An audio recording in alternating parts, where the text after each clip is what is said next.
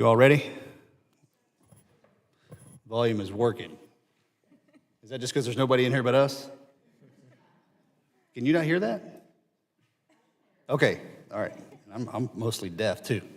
All right, we're good. The subcommittee will come to order. Thank you to all our witnesses for being here today. Today we are here to take a closer look at the notice letters that VA sends to veterans who file claims for VA benefits. The VA disability claims and appeals process is extremely complex. VA's notice letters are supposed to be easy to understand, but the directions in the letters themselves are more or less like walking through a maze, for what we hear from our veterans. VA's notice letters have been unnecessarily lengthy, complicated, and filled with legit legal terminology. Some letters provide conflicting or unclear instructions. Others don't provide enough information. The VA claims system is supposed to be a veteran-friendly our veterans deserve better than to be confused or misdirected at any given time. It's time for us to simplify VA notice letters and ensure every veteran can easily navigate the VA disability claims process. The Veterans Benefits Administration's Language Change Control Board has attempted to improve those letters, including because of feedback from veteran service organizations. But VBA's efforts to make notice letters more comprehensive have led to longer, more disorganized, and more complex letters, not clarity. And even though we consistently hear complaints from our veterans, the VA's letters are still, to date, too confusing. Instead of providing clear directions to navigate the disability claims and appeals process, it seems the VA notice letters have become puzzles that only lawyers and experienced VSOs can read. Some of our veterans and survivors feel overwhelmed by the complexity of these letters and abandon their claims altogether. Many experience anxiety, depressions, and panic when they receive these letters. I understand that firsthand, being a veteran who had to go through these letters. Congress has passed legislation to verify VA notice letters, but there's still more work to be done. We must ensure that our veterans can easily understand how to pursue their claims without having to encode lengthy letters at every step of the claims process. We owe our veterans a clear and concise communication. Today we will be hearing from VA Disability American Veterans, Veterans of Foreign Wars, and the National Organizations of Veterans Advocates to learn more about how we can improve and simplify VA notice letters. With that, I yield to the Ranking Member Pappas for his opening statement. Thank you, Mr. Chairman, for holding this important hearing on disability claim and decision appeal letters. As of this February, the average time for a veteran to receive a decision on their claim is 158 days, and that's assuming they don't need an appeal. Throughout those 158 days, the veteran's primary touch point is to track the status of their claim through notification and decision letters. These letters communicate claim decisions, rights and options to appeal, how to contact the VA, compensation rates, hearing dates, and so much more. Notification letters are critical to the veteran's ability to navigate their benefits claim. Yet despite the importance, the information presented in the letters is often ambiguous, convoluted, buried in legal jargon, or outright wrong. In my own district, veterans have contacted our office expressing concerns about letters they've received indicating an immediate response was needed to complete their claim when in reality, their claim was already decided or required no further evidence. We owe it to veterans to provide them with clear, concise, and correct information so they can access the benefits that they've earned. The letters have been an area of concern, as the chairman said, for over 20 years. Congress enacted the Veterans Claim Assistance Act in the year 2000 to increase transparency and provide support to the veteran throughout their claim. Since then, GAO has reported documented issues in letter clarity in 2011, 2015, and 2017, which eventually led to the Veterans Appeals Improvement and Modernization Act of 2017. So while significant progress and improvements have been made, more needs to be done here in terms of the clarity of these letters. And now with the implementation of the PACT Act, there's growing concern as to whether the clarity and quality of these letters will be affected by VA's workforce adjusts to the growing volume of benefit claims. So understandably, the same statutes that have increased transparency and support also put limitations on VA's ability to adapt to present-day claim processing challenges. So today I'm interested in hearing from our witnesses about the challenges that veterans experience with these letters, obstacles that stand in the way to solutions, and especially how Congress can increase the quality and clarity of VA's communication to our veterans. Our shared commitment to veterans demands proactive and collaborative approaches to address these challenges. We must leave here today with a better understanding of the source of some of these communication issues, and along the way, I appreciate the efforts that VA has made throughout the years to increase transparency and support through the claims process, but it's clear that more needs to be done to support the veterans and their families who expect me and everyone up here not only to help them navigate through the red tape, but to cut it down where necessary. So I thank you, Mr. Chairman, and I yield back. Thank you, Ranking Member. Our lead witness from VA is Ms. Beth Murphy, the Executive Director of Compensation Services. Ms. Murphy is joined by Judge Caroline Fleming, a veteran law judge at the Board of Veterans Appeals, Ms. Denise Kitts, Executive Director of Enterprise Measurement and Design at the Veterans Experience Office, and Mr. Brian Griffin, Deputy Chief Counsel of the Benefits Law Group at the Office of General Counsel. I ask the witnesses on the first panel to please stand and raise your right hand.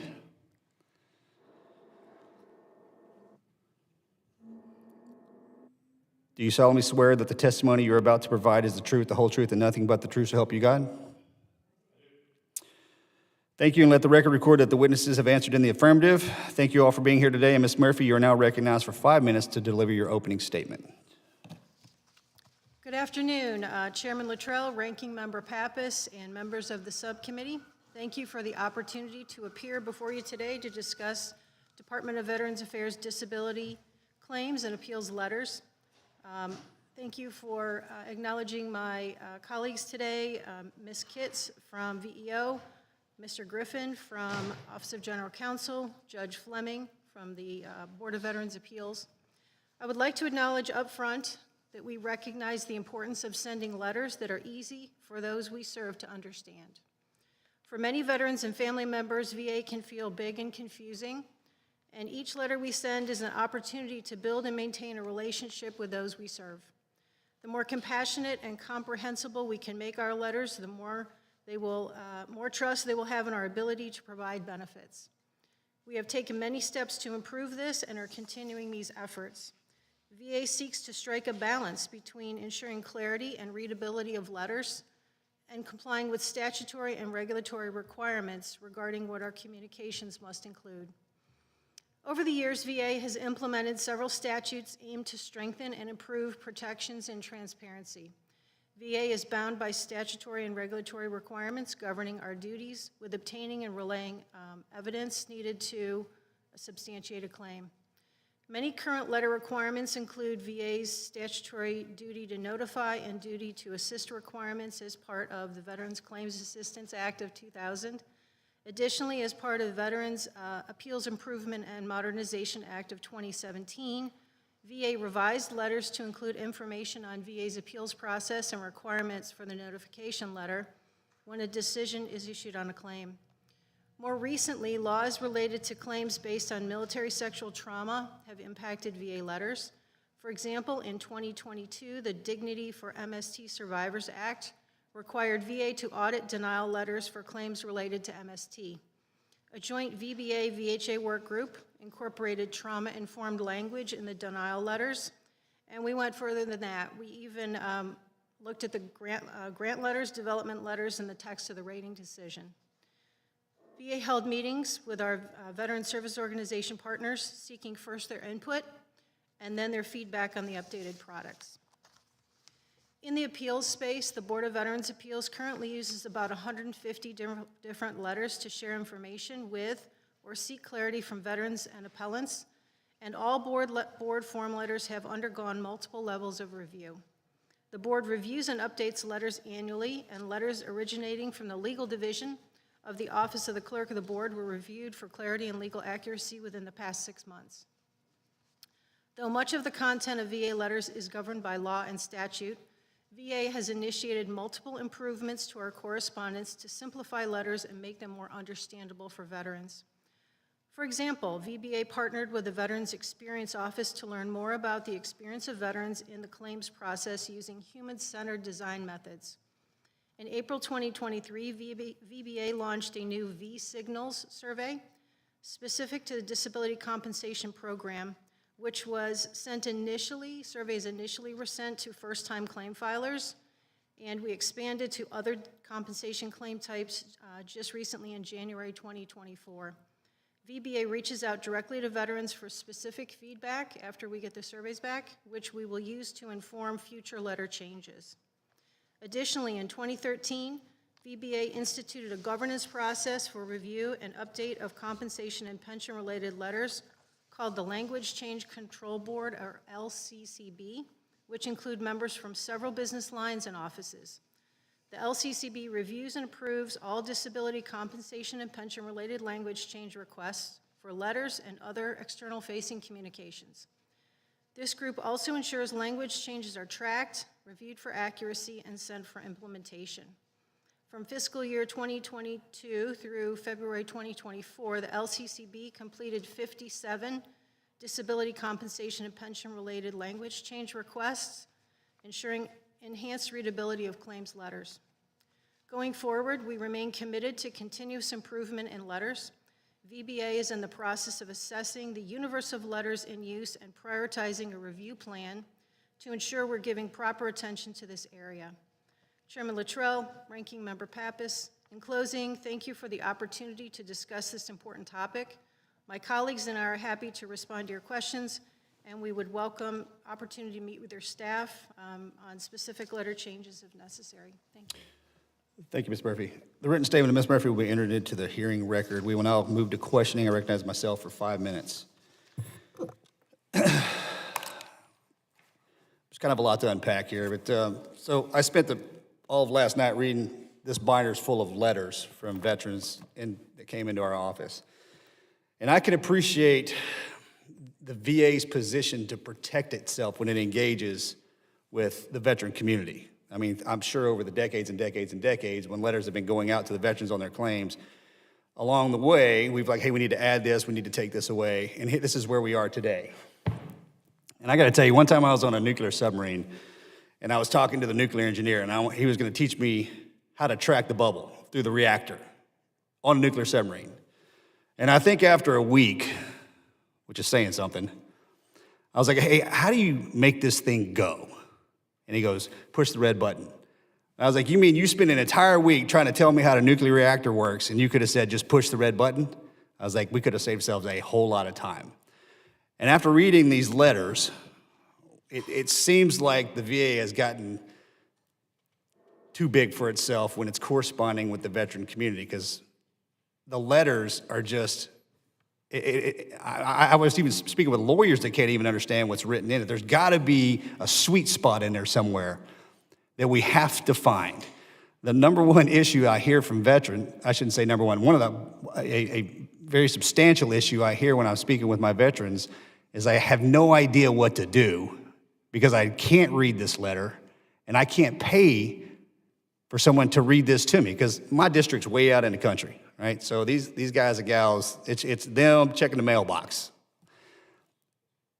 So my question is, and I have a laundry list of, I mean, this is single space. I can't even read the print. It's so small, of ways to course correct this problem. And they seem very simple. My first question is, you said that the letters that are coming back or the responses from the surveys come back to the VA. Ms. Murphy, I caught that. Who is that individual or individuals that receive those letters? And then once they've read them, where does that go? So, Chairman, we have a survey mechanism. The letters go out.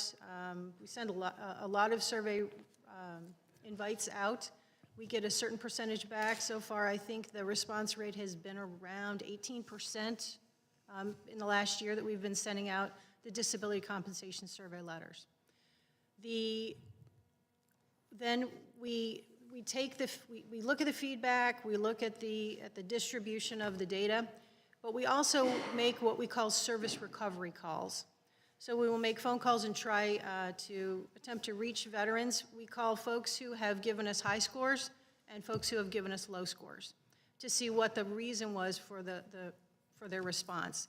And then we take that feedback and we work closely with the Veterans Experience Office since they own the survey mechanism. And then we start to incorporate that. So those responses that are read go directly to Judge Fleming's office. Am I tracking that correctly? It just seems like it dies on the vine somewhere.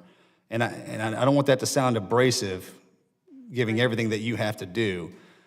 So there are multiple surveys, sir. The board will have their survey. We have multiple surveys within VBA by different product type. You said there's 150 letters, different, I'm assuming, different types of letters that go out to our veterans? You said 150 different ones? From the Board of Veterans Appeals, sir. 150 different letters to go out to a veteran. Could address that. That seems like a lot.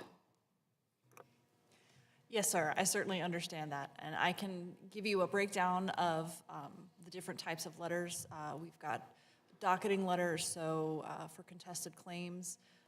We have letters that we would send to the claimant, letters we would send to the contesting party, initial letters, final letters, and so each one of those would count as a different letter. But you're right, sir, that it's a lot of letters because there's a lot of information that we're trying to convey to our veterans and to our other appellants, and we want to make sure that we're as thorough as possible. So we've tried to tailor the letters as much as possible to the different situations where we might need to send letters or correspond with a veteran or another appellant. I think we need to step in and refine that number down to a lower number. It seems too excessive to me because in my military experience, the KISS method is the best way to pass information back and forth between two parties. And I think the VA has kind of outpunted its coverage here. So my time's expired, but we'll revisit it on the second round. I'll pass it off. I'll yield to the ranking member. Okay. Thanks very much for the testimony. And you'd mentioned the V-Signal survey, which has been in place for about a year. Am I correct? You talked a little bit about the feedback that you've received, positive and negative from that, and some of the improvements you've sought to make as a result. Do you feel like you need to make changes to the survey? Are you getting the feedback in the way you desire to help inform your process moving forward, or are there changes that need to be made to that tool? Sir, we're getting, we're getting initial good feedback that's actionable. Beginning later this fiscal year, we are going to turn on a function working with Veterans Experience Office to allow free text from the respondents themselves. So in addition to the phone calls where we talk through what the feedback was, individuals will have a chance to type their thoughts to us. Okay. You'd also mentioned the Language Change Control Board in your testimony, and you referenced an example where the board added a paragraph to the "what should you do if you disagree with our decision" section of the notification letter. And from what I'm hearing from veterans and from VSOs, the clarity of the letters generally decreases the longer the letter is. And some of these things can be well in excess of 10 pages, if I'm remembering correctly from some of my discussions. To your knowledge, has the board ever eliminated text and letters? And if so, can you cite some specific examples? Yes, Ranking Member Pappas, the Change Control Board, they are a governance body to make sure that there's consistency, they enhance clarity, the tracking. They're not the subject matter experts that are creating the letters themselves. So they will ingest these requests. Hey, we have a letter, we'd like to change it. Can the board take a look at it? There are subject matter experts from across different VBA offices.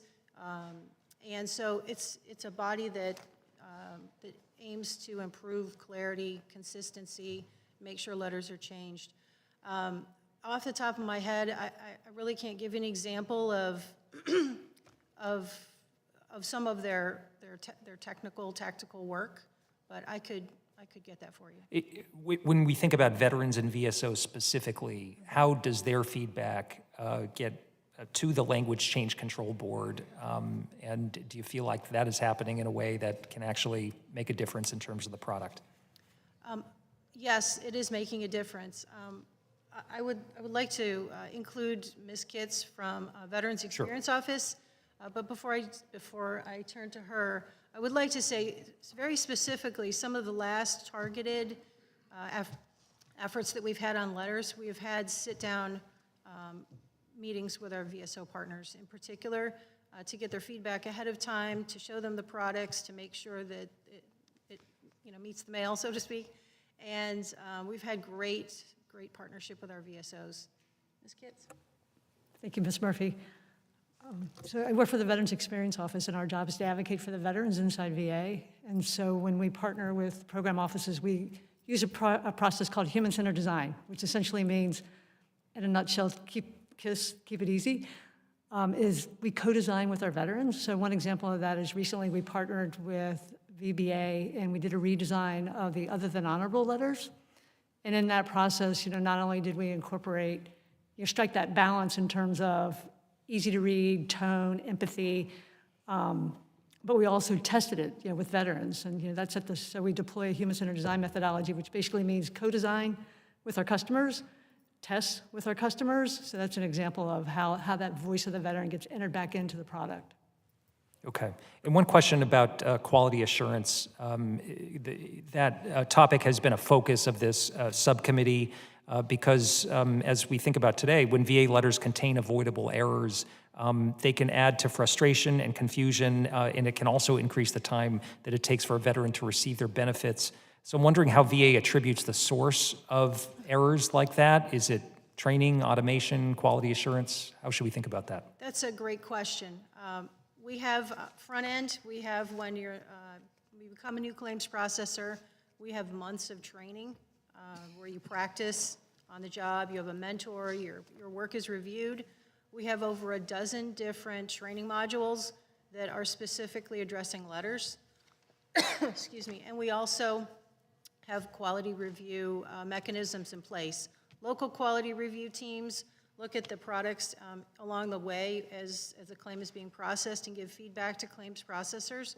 We also have national quality review, our STAR program, and if we find errors that duty to assist hasn't been met, things like that, we will call an error.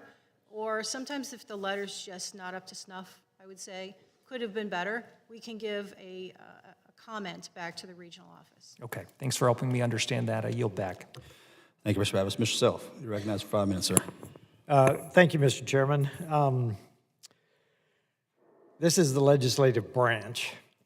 I have already shared my thoughts with the chairman that we are discussing letters that the VA is sending out. I find that should be an administrative function in VA, not a congressional function. But we always talk about inputs up here, and I make this comment every time we have a VA panel. We talk a lot about inputs. What we hear are the outputs. The veterans that cannot understand their letters, cannot read their letters, whatever. I filed a bill, Judge Fleming, I filed a bill to add 2 judges to the Court of Appeals above the board. Now, what I'm told is that, which I don't like, because the board is taking so long that it is causing the backup at the Court of Appeals. I understand that veterans, you're informing veterans that your review docket takes 365 days. And yet the board has informed us that the average is actually 613 days. Is that about right? And that there are some that are over 1,500 days. This to me seems a problem. And again, I don't like putting more judges on the board, on the Court of Appeals, because the board is so backed up. How are we going to make this one faster, and how are we going to do that through these letters? Because this is the vehicle, the first vehicle that I understand that they get. So how are we going to do that? And this is below Congress level, I believe, but please share with me. Thank you for that question, Congressman. I don't have a great answer for why it's taking so long. I know the number of claims that's filed by veterans and other claimants grows every year, and we've expanded and attempted to deal with that. Part of the goal of the AMA was to speed up the decision-making process at the Board of Veterans Appeals, and I believe we're doing that, but you're certainly correct that we're not yet at the point where we want to be. Although we're working as hard as we can to get there, sir. Do you have a process by which you take the 1,500 days to get them done? Yes, sir. We decide claims in docket order, which means the. Well, I find that I'm not sure that's right, because if the average cannot be 613 days, if your oldest ones are 1,500 days, that's not possible. You've got some outliers at 1,500. Yes, sir, that's correct. And those are from the legacy system, which part of the AMA's goal was to shorten appeals, shorten the time that appeals were taking to be processed. So the legacy appeals, we are working hard to draw down our legacy pending inventory, and we've made a lot of progress in that. I believe we reduced our legacy pending inventory by over 60% in the past fiscal year, and we're continuing to work as hard as we can to complete those oldest claims, because you're right, they've been waiting years in some cases, and we certainly don't. It only makes sense to me to do that. Yes, sir. This is another indication of the VA complexity. I ask you to simplify VA. I asked my own VISN. We've got the second largest VISN and close to my district, not in it, but close. And I asked the director at one point, we talked about phone numbers coming in. They have 15, at least 15. Why is VA so complex? And these letters are another indication. I mean, to discuss letters, and I know mine's not as thick as the chairman's, but to discuss letters, I have at least an inch thick book here to discuss letters. I just ask you, find a way to simplify this, because if veterans cannot understand the letter and they can't hire somebody to understand the letter, this ought to be a mission order that Congress gives you. Find a way to simplify your letter so that you have the inputs that are more correct and faster, and the outputs we hear are a better VA. Outputs are what I'm concerned about. How do we help our veterans? Not how we build a bigger bureaucracy, add judges to the appeals court or whatever. How do we simplify this animal? Thank you, Mr. Chairman. I yield back. Thank you, Mr. Self. Mr. McGarvey, you're recognized for 5 minutes, sir. Thank you, Mr. Chairman. Thank you all very much for being here. I share the concern of some of my colleagues, and I think the reason is because we really do care about how our veterans are getting information, how they're able to understand the information, and ultimately get the care, service, benefits they have earned. This gives us an opportunity to dig into these details a little bit on the claims notification process, especially as the VA expands the use of automated decision report. I'm not a Luddite, but I do want to make sure that we have the proper guardrails in place as we incorporate these technologies into helping our veterans. The claims processing and related communications with veteran and survivor beneficiaries, let's just be honest about it. It has been an ongoing challenge since 1995. And while the VA has been working toward improving efficiency in communication, there have been several GAO reports and VSO statements that suggest these are still major issues. In reading through the testimony today, I'm deeply concerned about the way these notifications are handled and the confusing communication veterans and survivors are receiving from both the Veterans Benefits Administration and the Board of Veterans Appeals. We also want to ensure accuracy in decisions. So, Ms. Murphy, starting with you, how is the VA ensuring that the use of automated decision support technology is helping to improve accuracy and efficiency instead of contributing to errors and staff time correcting those errors? Thank you for the question. The focus so far for the automation support has been to tee up a lot of, pull out, use that automation support to pull out the relevant information that the decision maker needs. Rather than, I used to rate claims. I'd spend hours combing through paper files, service treatment records, various treatment records from private and VHA. This technology is able to pull that information forward into like a list where the claims processor can then, instead of spending their time digging for things, they can use their smarts and go through and find the relevant information faster. So that is saving time, and it's really focusing the lift from the technology on finding the most actionable information. Thank you, because we do want to get this right.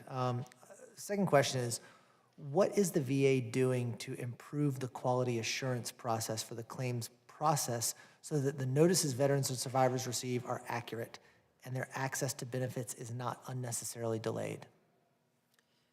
We are constantly looking to improve. I mean, the reason that these letters are so complex is that we're trying to help. There are a vast number of veterans, vast number of types of claims, different things that they're claiming, different things they're entitled to.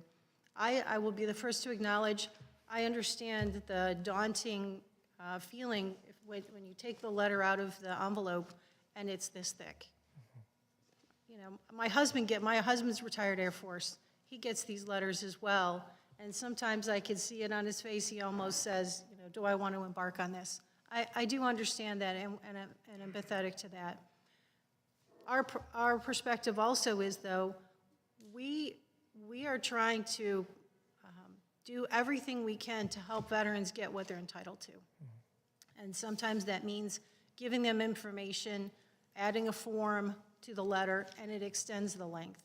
So we are constantly trying to find that better balance between giving necessary information and guidance and simplicity.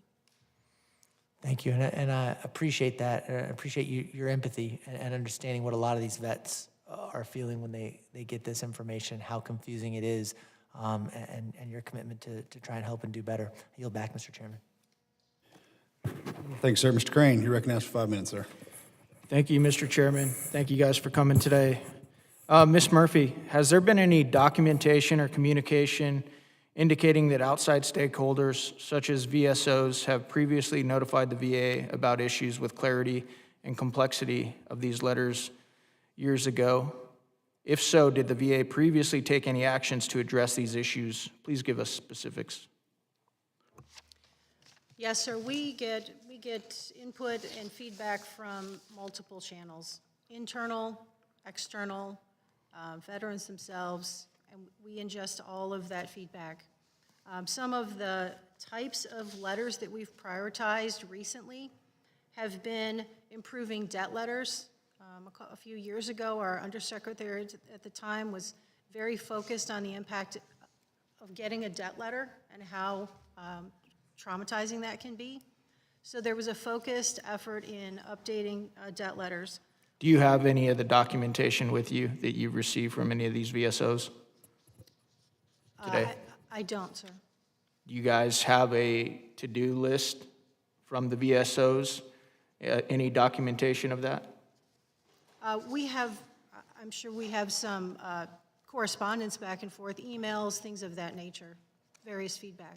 Okay, but you don't have a to-do list of things that VSOs, some of the folks representing our veterans, are asking for to streamline these letters? So, sir, what we're doing is we have some feedback. We're going to be soliciting more, and we're going to have an enterprise-wide plan, multi-year plan to identify, using the V-Signals survey information, what the most actionable letters should be based on veteran feedback. We're going to start with those targeted letters. Real and then quick, continue. since my time's running out, ma'am, can you provide some of that documentation to this committee on what you guys are tracking from the VSOs and how you intend to take their feedback to streamline this letter process? Yes, sir. Thank you. Judge Fleming, since the board June 2023 creation of an office for updating its letters, how many letters have been revised for any reason other than because a change in law compelled you to do so? Thank you for that question, sir, and I'm not certain of that number off the top of my head, but that's something I can certainly take back and get you a more concrete response to. Okay, how about this? Have any letters been revised for any reason other than because a change in law compelled you to do so? Yes, sir. My office recently worked on, I believe the internal title is the NOD clarification letter, and where we were once sending out one of several different letters if there were several different issues with a 10182 that a veteran or an appellant submitted.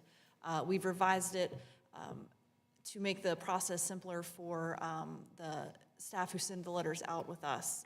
So there's, not to get too in the weeds, but a drop-down menu, so if the issue is the NOD was not signed, then the language automatically populates. So things like that. Yes, sir. Okay, Ms. Fleming, so that's one that you know of off the top of your head, right? Yes, sir. I'm going to go to you next, Mr. Griffin. From the perspective of the Office of General Counsel, What measures, if any, has the VA taken to ensure that the letters comply with legal requirements while also being understandable to veterans who do not have legal backgrounds? Thank you for that question, Congressman. I want to harken back to what the chair said. We said we're looking for that sweet spot. The adequacy and comprehensiveness of notice letters the VA sends does get litigated, and so we're looking to strike that balance between comprehensiveness and technical clarity on the one hand for appeals purposes and common sense, informality, and readability from the veteran's perspective. I mean, that's what we're trying to hit. In terms of specific actions OGC has taken, I mean, when we receive requests to review particular administrative products, we work closely with our clients to do so. And our input tends to be front-loaded when a new set of requirements is passed into law, as you alluded, such as the Appeals Modernization Act or the PACT Act. I hope that answers your question. Yeah. Ms. Murphy, my last one's for you. And I believe you when you say, man, we're trying to do everything we can to provide our veterans help. And you said that right after talking about pulling one of these letters out that feels like and looks like a packet. What do you think happens for your average veteran that pulls that letter out that looks like a packet? What do you think their initial response is, and what do you think the chances that they're going to follow up and follow through on reading through and looking at that entire package is? Congressman, I can tell you what my veteran at home says and what he does. He's seen the packet. I think there's a first initial kind of big sigh of this is a lot, but then I've seen him and I've sat with him and walked through it. He goes section by section. We have headers, we have categorized the information, and he goes section by section and Yeah, and works it that's out. great, ma'am, but he lives with you, right? You work for the VA and you're an expert in this field. How many veterans have that luxury of having somebody with your experience and your inside knowledge that, you know, I'm sure when he sees it, he's like, oh my God, this is huge, but he's like, my wife is a rock star, she can help me get through this, right? How many veterans have that luxury? Yes, sir. And so to the chairman's point, and others who have made similar points, what are we going to do to streamline this to where the first thought that a veteran gets when he opens that packet isn't completely being overwhelmed? And sir, not every letter is that long. The notification letters, once we make a decision, other ancillary benefits that somebody might be entitled to, dependency information, those come with forms. So oftentimes the longer letters are on the back end. Thank you, ma'am. I appreciate it. Appreciate you guys. I yield back, Mr. Chairman. Thank you, Mr. Crane. Ladies and gentlemen, we've been called to the floor for votes, so this hearing will be in recess until we return.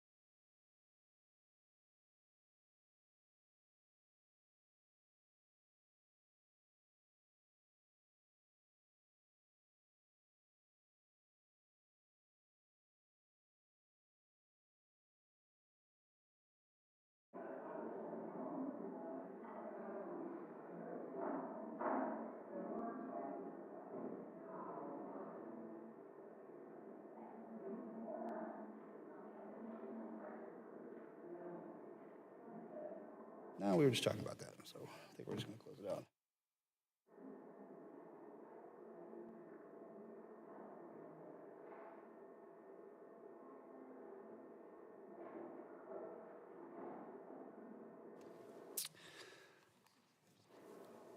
Would you like to make a closing remark, sir? No.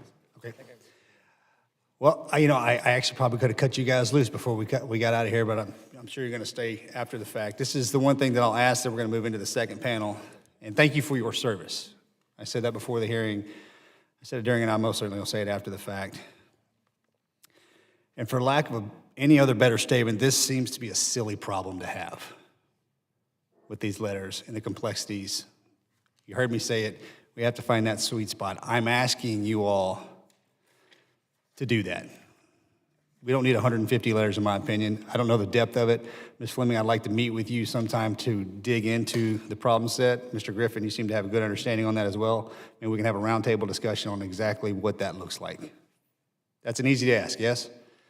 So let's do that moving forward. This just benefits the veterans in the long term. I think there's absolutely a way we can work together by, with, and through each other to help the men and women out that served our great country. With that, thank you very much.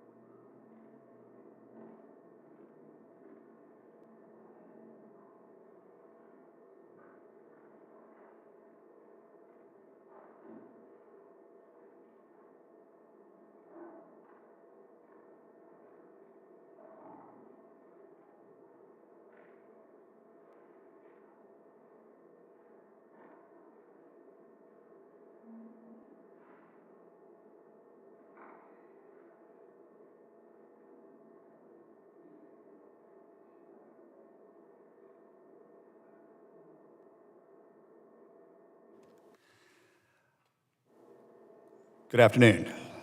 If you're okay, we'll go ahead and start. Outstanding. Our second panel of witnesses will include Mr. Shane Learman. Good to see you again. Of Disabled American Veterans, Ms. Diane Boyd Rauber. Of the National Organization of Veterans Advocates, and Mr. Michael Figlioli, of Veterans of Foreign Wars, excuse me. I ask that you all stand and raise your right hand. Do you solemnly swear that the testimony you're about to provide is the truth, the whole truth, and nothing but the truth, so help you God? Thank you, and let the record reflect that the witnesses have answered in the affirmative. Thank you all for being here today. Mr. Learman, you're recognized for 5 minutes, sir. Chairman Luttrell, Ranking Member Pappas, and members of the subcommittee. We are grateful for the opportunity to appear before you today. And DAV is a congressionally chartered and VA-accredited veteran service organization that provides claims and appeals representation to veterans and their families at no cost. Mr. Chairman, I refer to my written testimony for the technical aspects of the Veterans Claims Assistance Act and why VA letters are in their current form. My comments this afternoon will focus on 3 of the VA's letters: the duty to assist letter, the wrong form or incomplete form letter, and the VA rating decision letter. Recently, DAV surveyed our national service officers, VA-accredited benefits advocates, from over 60 offices across the country. The consistent complaint from veterans about the duty to assist letters is that they don't understand much of the language used, and they are not clear on what actions they actually need to take. In reference to wrong or incomplete forms, the common complaint is that veterans are being advised that they either submitted the wrong form or the form was not completed and signed. However, in many instances, that is not correct. One of our offices noted the veteran was advised by VA that there was a missing page from their 526EZ application for benefits. The veteran responded with the missing page from the application. Then the VA canceled the veteran's claim as they indicated he only provided 1 page of the form and did not submit a complete claim. This is unacceptable. Our survey showed that a major complaint from veterans on VA decision letters is they are too long and contain information that may not actually directly apply to them or their decision. It is evident that these letters speak a language that veterans cannot always translate. It becomes even more stressful when the VA letters are filled with errors. Mr. Chairman, one of our supervisors noted they are finding errors in approximately 30% of all VA letters they review. In our written testimony in Exhibits D, E, F, and G, we point out several errors, gross misspelling, and completely inaccurate claims information in VA letters. This compounds veterans' confusion and frustration. Specifically, we note, in Exhibit E, the VA notifies the veteran they received his claim for a back condition and a left Achilles tendon injury. Further, they indicate the veteran must specify what disability he's claiming, although they just acknowledge he did claim 2 specific conditions. So they expected a response from him on what he was claiming, even though they acknowledged he claimed those 2 conditions. It took a DAV service officer to contact the VA employee, explain the situation to them. They agreed, and then VA rescinded the veteran's letter. VA letters and notices to veterans and their families have been bogged down with legal language. DAV makes the following recommendations. VA should take a new look at letters by concentrating on the language for the reader, not the legal requirements. We suggest the use of focus groups populated with veterans and veteran service organizations, developing language that clearly conveys information and the intent of the letter. We also believe there should never be a wrong door at VA. DAV recommends that VA reconsider the standardized forms requirement or take an approach that will either accept the wrong form as an intent to file, or if all of the needed information is provided, VA should just process and adjudicate the claim. We recommend VA either to create or improve the quality assurance of all of their letters before they're being released. These errors are compounding the inability to understand what is being relayed and what is actually being requested. In the committee report accompanied with the Veterans Notice Clarification Act of 2008, Congress stated, instead of simple, straightforward notices that can easily be read and understood by claimants, VA is now routinely providing long, frequently convoluted, overly legalistic notices that do not meet the objective of the Veterans Claims Assistance Act. Here we are, 16 years later, and the VA letters have not improved, but actually regressed in clarity and quality. VA can and must do better. This concludes my testimony, and I look forward to any questions you and the subcommittee may have. The written statement of Mr. Learman will be entered into the hearing record. Ms. Rauber, you are now recognized for 5 minutes. And members of the subcommittee, NOVA thanks you for the opportunity to discuss whether VA's letters are easy to understand and provide information needed to navigate claims and appeals effectively and timely. As accredited attorneys and agents, NOVA members most frequently review letters describing legal decisions, seeking additional information, and conveying deadlines. Although legal in nature, these letters do not have to be complicated. They must, however, be clear and accurate so the recipient understands how to preserve their rights. Unfortunately, many VA letters are too difficult to read, too confusing to understand, and too disorganized to be effective. First, VA needs to improve the readability of its letters. VA does not consistently apply plain language concepts to individual letters.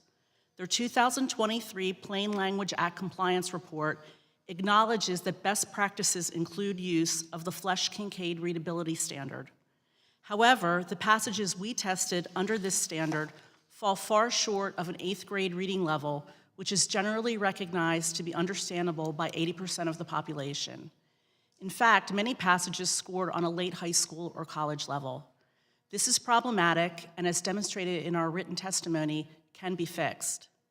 Second, improvements to readability alone are insufficient. A letter can be written at an appropriate reading level, but still be inaccurate or misleading. Take, for example, notices telling veterans their benefits may be reduced or severed. Veterans have important but limited rights that can impact whether they continue receiving their full benefits while they appeal.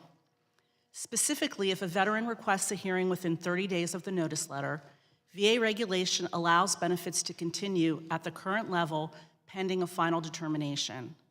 If a veteran misses the deadline, they still have up to 60 days to ask VA to review the decision, but their benefits can be stopped in the meantime. Unfortunately, VA places the information regarding the 30-day deadline for a hearing on page 4 of its notice underneath a heading that says 60-day deadline to respond. In the words of one NOVA member, "We have way too many clients miss their opportunity to a hearing and basic due process because the due process notice is positively buried. We hope VA will fix this problem immediately." Another frustrating and increasingly common problem involves notice letters to veterans who have allegedly submitted the wrong form. For example, one veteran submitted a supplemental claim form, and VA sent a letter telling the veteran they needed to file a 526EZ. When the 526EZ was submitted, VA wrote again and told the veteran to submit a supplemental claim form.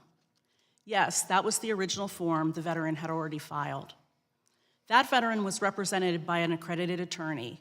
Accredited VSOs, attorneys, and agents are able to look in VBMS to see what's going on and intervene. But unrepresented veterans are bound to become frustrated, and some will abandon their claim or appeal. Those who stay the course and attempt to figure it out are forced to waste valuable time. In these situations, VA first has to be sure something really needs to be fixed. If it does, VA needs to clearly identify the problem and give simple instructions for solving it. Our concerns about letters are not limited to VBA.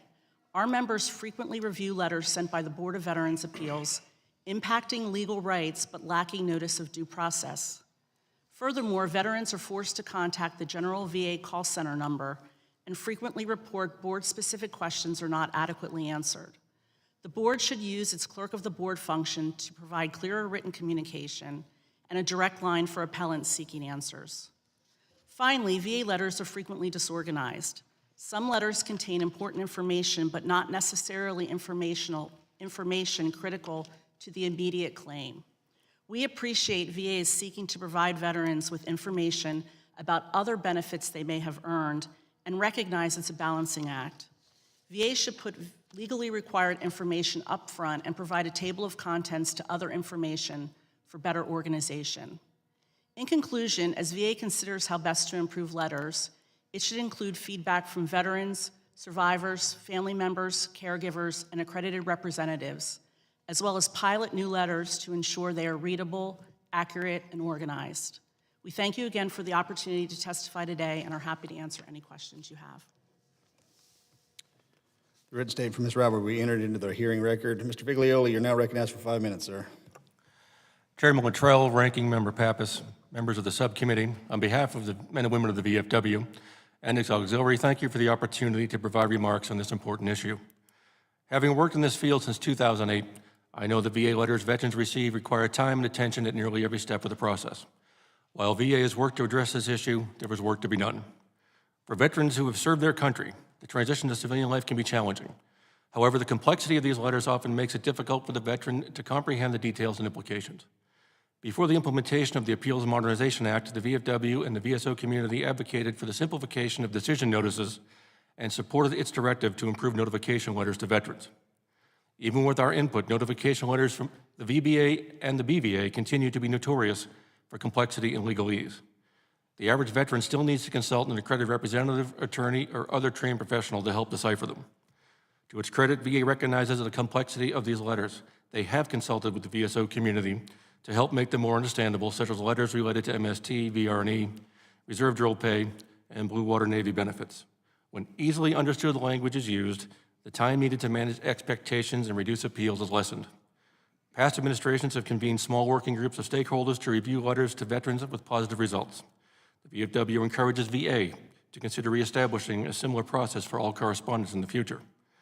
One of the primary challenges veterans encounter when reviewing notification letters is the intricate language and terminology used. Legal jargon and medical terms can often be overwhelming for those without a background in law or medicine. This leads to confusion and frustration. Our accredited representatives spend a great deal of time explaining letters that make sense to the trained eye, but not to anyone else. The notification letter may mention various forms of compensation and other benefits, but veterans struggle to connect these pieces of information. This lack of clarity impedes veterans' ability to make informed decisions. Dealing with this bureaucratic process can take a toll on a veteran's mental health. As a result, the emotional impact further complicates the already challenging task of comprehending the details of a notification letter. VA uses letter-generating technology. While there are key components that decision-makers must contain, there is a free text option. Under proper supervision, decision-makers should be allowed a better opportunity to explain parts of these letters that are confusing. The Debt Management Center attended one of our national training sessions. They brought with them 2 mock-ups of letters that they were developing to send to veterans. They asked every student to review the letters and offer input as to clarity and content. The result was a collaboration that made the mystery of VA debt collection much less stressful for recipients. Recently, we represented the claimant from Texas who filed a claim for PTSD. We submitted the complete claim package to VA. After acknowledging receipt, VA generated a letter to the veteran stating it received the claim, but included another blank application. This led to the veteran to believe that there was something wrong with the submission, so they completed another application. This claim was dormant for another 135 needless days for a substantially complete application that was already in VA's possession. AMA was a great collaborative process between VSOs and VA. However, implementation is often where good intentions are lost. The board also has its challenges with decision notices. Letters received by appellants are redundant in nature, generic in scope, and missing critical information specific to the appeal. BVA notifications often include references to correspondence already received. The VFW regularly hears from veterans that the letter contains an additional 20 or more pages of information, which are generic explanations. There are more if the letter contains a decision. Aside from the endless paragraphs of VA-related jargon and federal code, the notification still may not explain its intended purpose. An additional challenge is effectively communicating due dates. The veteran that is receiving assistance with an appeal typically has critical dates explained by their representative. If a veteran feels overwhelmed when reading one of these letters or fails to read it completely, the appeal could be closed by VVA due to not receiving a response. This is a higher probability with an unrepresented veteran who is likely confused by the entire process. There has been a substantial loss of institutional knowledge as a large part of the VA workforce retires. The VFW is pleased to see the influx of younger talent, comprised of veterans who have the same or similar experiences as that of the claimant. With the implementation of the PACT Act, the VFW thanks the Undersecretary for allowing quality errors to be less punitive. These are good learning opportunities, but errors are still punitive for veterans who are waiting for their benefits. The VFW urges VA to continue to seek stakeholder input in developing letters that will impact benefits. The VFW is committed to working with VA to develop notifications with a common sense approach. VA has shown a willingness to do so, but not consistently. Let's make a continued effort at all levels that will lead to better outcomes for veterans. This concludes my testimony, and I am happy to answer any questions. The written statement from Mr. Figlioli will be entered into the hearing record. We'll now move into questioning.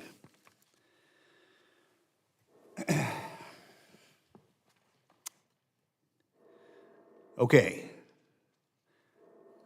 The 4 lovely people from Veterans Affairs who provide oversight for this issue are in the room with us. 3 organizations who speak by, with, and through our veterans on this problem are in the room with us, which means we can solve this problem today if we wanted to. I'll ask, if the 3 of you have not gotten the phone numbers and emails of the 4 people sitting behind you and vice versa, you're absolutely wrong. This issue should not be living in front of this committee, in front of the ranking member and myself. This should have been handled at the lower levels, but here we are, okay?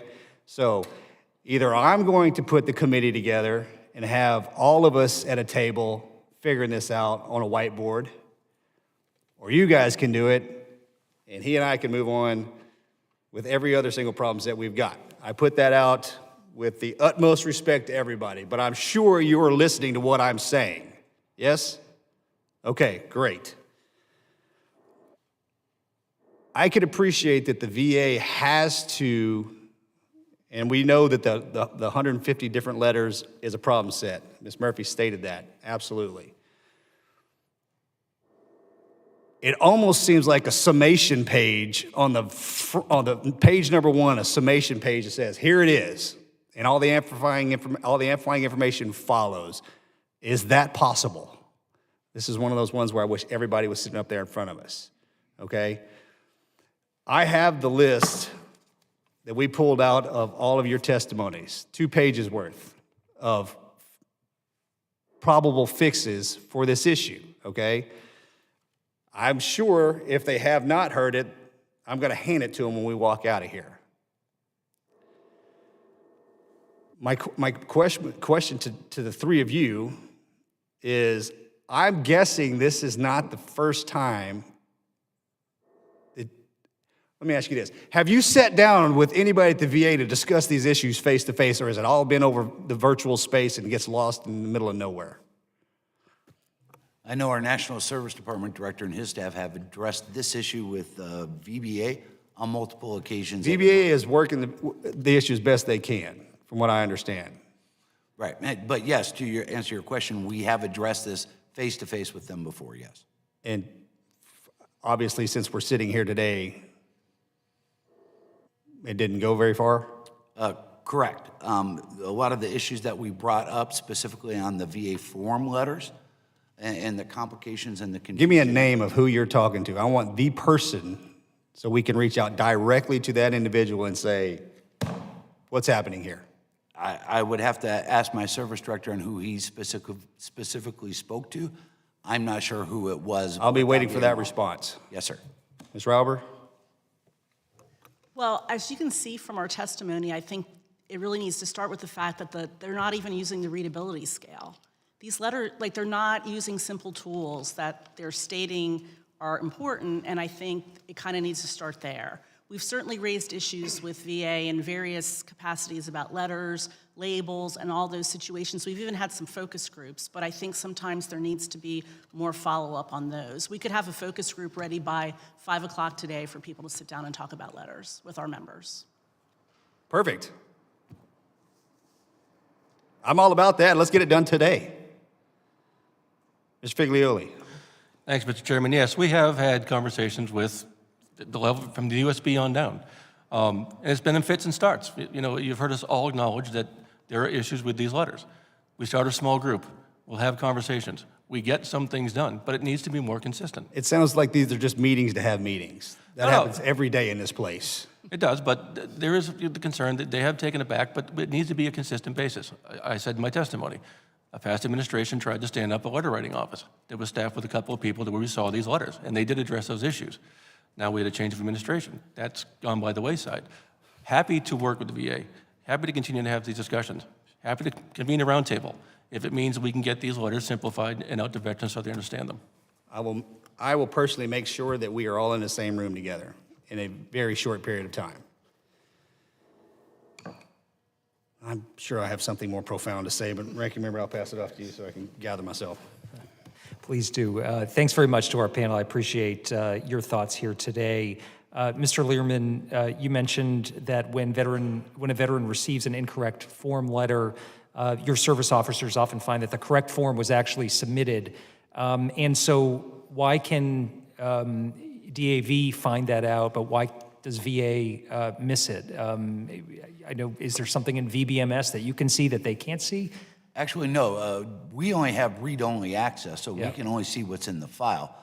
So I think there's a disconnect from maybe an autofill capability to what some of these forms are getting when they scan the documents in and advising them that it's wrong. But when we go back and check, we'll find that the forms were signed, the correct form was submitted. So how this happens, it could be a variety of reasons of the technology, but I think at times, too, if you look at the volume, pure volume right now of claims coming in and claims they're processing, that can have an impact when you're very concerned about hitting your widget production for the day. You may be looking past the quality assurance to make sure it's being done correctly. Okay. Ms. Rauber, you were talking about the readability scale. We heard in the last panel, they talked about human-centered design measures that they were taking when crafting these letters.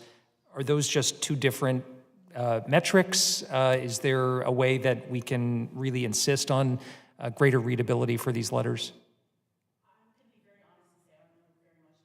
And are designed. So I don't know how that really fits into the readability scale, but I can tell you that those scales are very easily found online and are very easy to use. It doesn't, I mean, we showed you some examples in our testimony. We took the language, we changed the language, and we brought it down from a college level to an 8th grade level and still conveyed the legal not information that needs to be in those letters. So that part it really isn't that difficult. Yeah, I was going to ask you that question. You represent accredited attorneys, so making something readable at an 8th grade level, does that sacrifice at all any of the legal requirements that VA has? No, they can go hand in hand. Okay. Do you think VA has the right, I mean, I appreciate some of the discussion here about engagement and how your organizations can be heard as part of this process. I think Mr. Figlioli, maybe it was you that mentioned working groups that had been convened in the past. Do you know when that was last done? I think just last week, sir, Mr. Ranking Member, there was an MST auto text working group that was related to those letters. Again, keep it up front, keep it consistent. If we're going to do it, let's do it consistently. Let's meet consistently.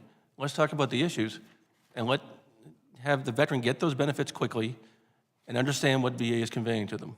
I want to just go back to the question you asked Mr. Learman. You asked about incorrect forms. We see it all the time. And a lot of it is communication amongst the VA and the VA ROs. You've got 52 or 54 regional offices.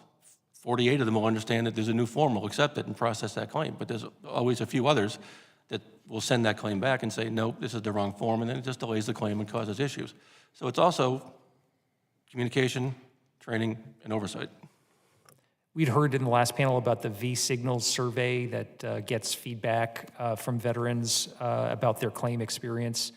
Do you know anything about that, and how would you rate that opportunity to capture that feedback? Is it effective? And anyone's welcome to chime in. I'm aware of the program. I personally have never received the survey, so I can't, from my personal experience, say I've seen it and know what it is. From a perspective of my own, we've been to several meetings. We've heard it talked about for quite a long time, but I can't answer directly from my own experience on what it looks like. Yeah, thank you, Mr. Ranking Member. We have met with VA and OTED and been briefed on V-Signals. It looks like a positive thing. I have not seen those surveys either, but we did receive a briefing from them a few months ago talking about they were going to start this V-Signal process, and we will be meeting with them to have a follow-up discussion about V-Signals, and again, happy to meet with them and have that discussion. Okay. Any other thoughts on specifically how we get, oh, and Ms. Robert, go ahead. No, I was just going to say, I don't know a lot about V-Signals, but I think when it comes to surveys, you really need to be looking at how many people are responding. Are they getting a high response rate? Yep. And I think they indicated 18% for a response rate. Do you have any thoughts on whether that's adequate? I think that's low to be making determinations based on it. Okay. Any other thoughts on capturing the veteran feedback specifically, whether or not it's a VSO that's a conduit for that or directly through one of these surveys? Representing veterans as long as I have, there's a level of frustration and anger within them when they get these letters and don't understand what they need to do. For example, there was a veteran who filed a claim for increase for his diabetes mellitus 2. VA sent him a letter saying, you used the wrong form. We previously denied your claim for diabetes. So what did the veteran automatically assume? VA severed his service connection for diabetes and took it away. The anger conveyed to us from him, I don't think gets through to VA or VBA so they truly understand the level of frustration veterans actually experience because of these letters. Okay. Thank you very much for those comments. I yield back.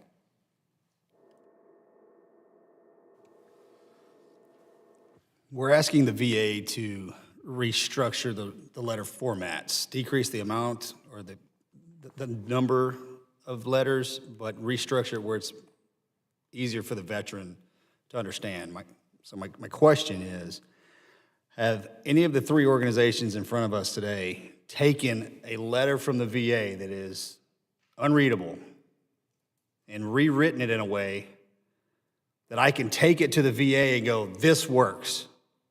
Here is a sample of what the veteran, they understand it 100%, because I'm asking them to rewrite something that they're writing, so the chances are it's not going to be exactly how the veterans want to receive it. But you touch the veterans, all three of you, your organizations. Has that been done? That will make it easier for us to engage with the VA to say, this makes sense. On last committee, I said we need to find that sweet spot. Now, if I can sit here and argue all day long, it's like, well, we're trying to fix this, but nobody says, well, this is how you do it. But if we have a legitimate rock drill that works, that makes it easier on them, it makes it easier on you all, makes it easier on us, and then we can take a step forward. Have we done that? I don't think we've done it officially, but certainly in the testimony we provided, we showed how it can be done. And Yes, ma'am, I got it, but right, and I think we're ready to certainly Okay. help and support and work collaboratively with VA. And I'm not asking to do all 150 letters, but if we take an end value of 20 and we present that to them, like, this is the direction we need to move, and this is why, I think they'll receive it very well. Can I get a head nod in the back of the room? There you go. All right, we're good. Thank you. That's actually a very good idea, Mr. Chairman. We have not done that with our members, but to the point in one you said earlier, we should have one sheet, one page that give you a brief explanation. And I think that's really a good place to start, because if you just tell the veteran, here's what we decided, here's what you're getting, here's the date it's going to start, it would eliminate a lot of the other problems on a 20-page letter with forms they don't need to complete. I had to brief the president one time, and I took a 100-page document. The guy said, hey, you walk in there, you got 1 page and 3 bullet points. If you can't get your point across in 3 bullet points, you're done. It's that easy. So thank you for saying that. Ranking Member, you got something you want to? No. Okay. Ladies and gentlemen, thank you again for coming up and sharing these concerns with us. It's very well received. And again, the VA is still in the room with us, and they're taking notes. I'm watching, okay? I think if we take the ideas that we discussed and take the next one, our committee is going to move to get everybody in the room together. That is literally, I'm tired of meetings that have meetings. I don't want to show up, it's just a done deal, right? Okay, let's really get this together. Let's move on this like we should, right? I ask that you do your best to take what the letters that we received and break them out. So again, the veteran can understand it, and then I can move to the VA and say, here we go. Can we do that? Okay, I'll put a timeline on it. Let's get this done in a month. All right, you can shake your head out. I'm a former team guy. We're moving in 30 seconds. That's how we operate, okay? And that may not work every well, but you got 30 days. Does that work? Outstanding. Nobody's arguing with me. And then we can reassess, all right? I know that's just 30 days. Everybody up here works on an annual basis, like 3 years from now. But that's not how this committee is going to roll while I'm the chair.